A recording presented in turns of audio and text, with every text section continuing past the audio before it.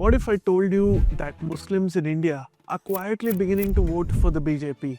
This is not clickbait, this isn't a conspiracy theory, and this is certainly not a story that you usually hear on television debates. For decades, we've been told that Muslims vote as a single bloc, that they're a vote bank that keeps the BJP out of power in certain seats. But what if I told you that the idea of that vote bank is dying, and that the BJP is not only aware of this, but actively building bridges by winning a small but significant share of Muslim votes across India.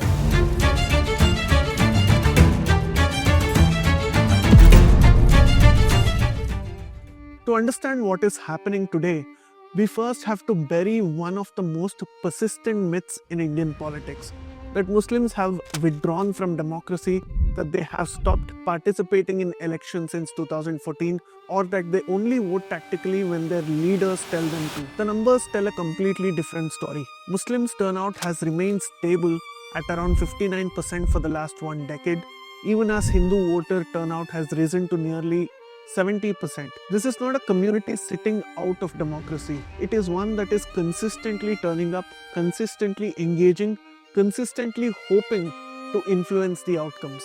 And here's the most underreported fact of them all. Nearly 1 in 10 Muslims already vote for the BJP. In 2014, the BJP's Muslim vote share jumped to around 9%, a historic high. That number has stayed consistent since then. This means that the BJP, despite its hard Hindutva image, is now the third most popular party among Muslim voters nationally. The phrase Muslim vote bank comes from a very different India.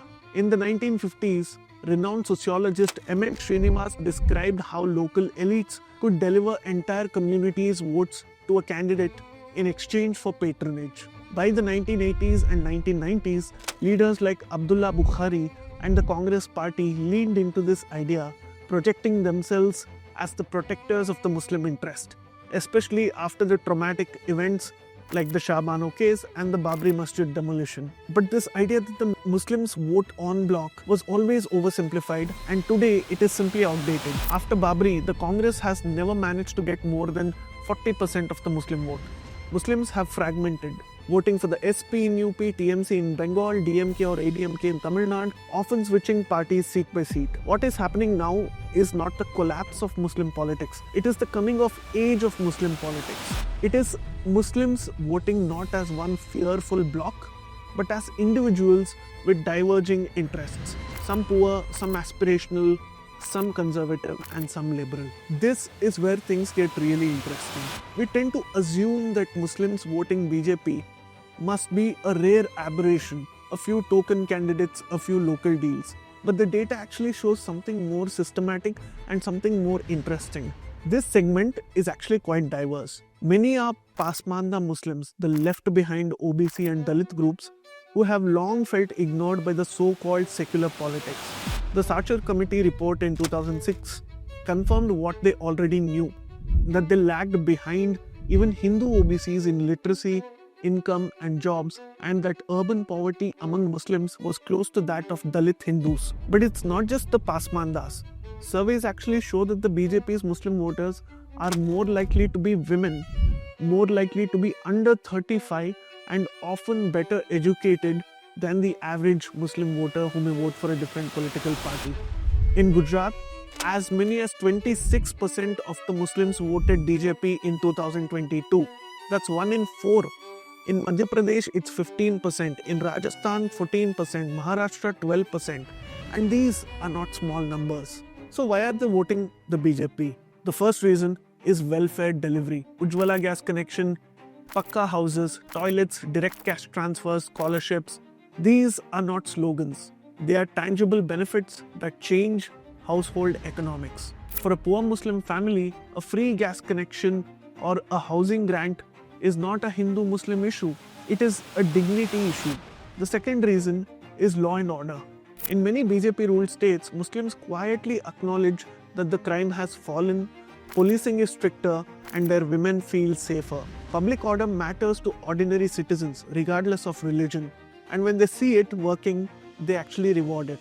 And the third reason is aspirational. For a younger generation of Muslims, identity issues like Babri and Urdu are not as defining as jobs, education, entrepreneurship, and digital access. They want to be a part of the new India. Sensing this shift, the BJP has gone on an unprecedented outreach drive. Prime Minister Narendra Modi himself has asked party workers to hold Pasmanda Sabhas across Uttar Pradesh, and not just in Lucknow, but in Rampur, Bareilly, every single district. Over 5,000 Pasmanda Muslims have already attended BJP meetings.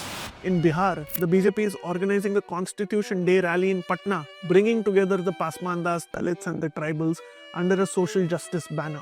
There's even a plan for a Rozgar Mela specifically for Pasmanda Muslims with job appointment letters distributed on the stage. This is smart politics, symbolic inclusion paired with material benefit. What was the result of doing all of this? In the 2023 Uttar Pradesh municipal elections, the BJP fielded nearly 400 Muslim candidates. 61 of them won. They were not given high-profile mayor seats, but this is how the party building begins, at the ground and not in parliament. And here's the kicker. While 74% of Muslims say that they don't want the Modi government to return, 26% say they want. That makes Muslims the second largest religious groups after Hindus that backs this current regime. This is similar to the African Americans in the United States who, despite decades of Republican hostility, still give 8 to 12% of their vote to the Republican Party. It is not a majority, but it is a consistent minority that keeps growing and forces both the sides to take each other very seriously. This is the maths that really matter. The BJP does not need a Muslim wave. It just needs enough Muslims to neutralize tactical voting and win close seats. Even a 10 to 15% shift in Muslim-heavy constituencies can actually flip outcomes. And this is exactly what happened in Gujarat when 1 in 4 Muslims backed the BJP, helping the party to actually sweep seats that it used to earlier struggle in. This is why the BJP is doubling down on Pasmanda outreach. This is why it is nominating more Muslim candidates, and this is why this story actually matters. Look, this is not about Muslims suddenly becoming Hindutwadis. It is about a community that refuses to be politically irrelevant, that is tired of being treated as a pawn, that is voting for delivery and dignity over tokenism. And for the BJP, this is not just a moral victory, it is a political masterstroke. Because even if 1 in 5 Muslims vote for the BJP in 2029, India's entire electoral map changes. We've done a lot of explainers and podcasts. Especially for the explainers, people keep asking us what our sources are. Please go to the description of any explainer that you watch and look for the document where we have cited sources. Now, just to give you a background, we hire PhDs and masters graduates for our research team who are politically neutral, who are academically oriented, and we take our sources from primary sources, we take our sources from the internet, from credible international and national publications, and this is widely accepted across the spectrum. Any other questions that you may have, please to drop us in the comments below. We may have a certain view, but it is definitely coming from a credible source.